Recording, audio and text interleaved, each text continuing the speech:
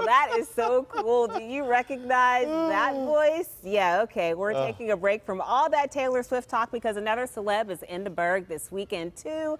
And Ron, who do you think it is? Mr. Rawlings himself has been everywhere, and including Spider-Man 2. But I mean, he's been in other things. He's been in Soul. You remember that Disney movie?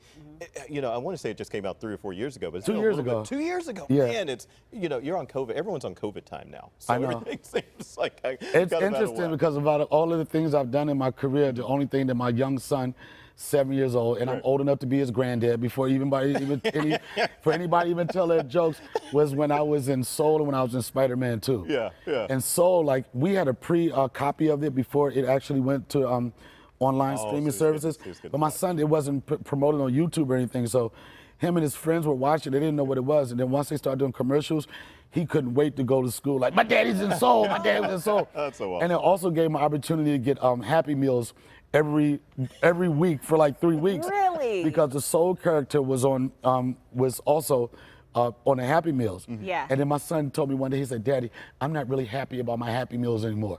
I'm like, "Why?" He said, "Because it doesn't have soul," so he had to stop with his chicken nuggets. And you played the barber here, right? Yeah, that's the barber. Yeah. Yeah. And how was that, playing the barber? And I mean, because it was a great experience. That was the first time that Disney had a cast that was 97 or 98% black, you know.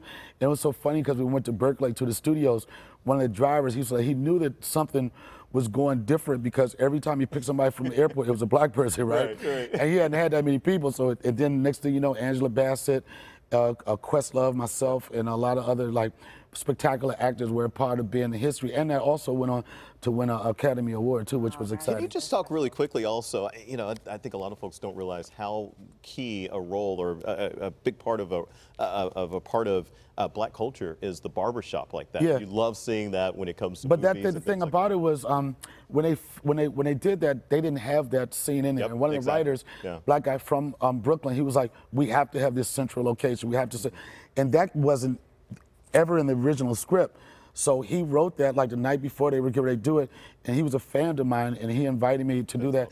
And that particular scene was a pivotal part of that movie, and it goes down in history. I've been lucky enough. Entertainment Weekly did a story that said 100 of the best television shows in history of TV.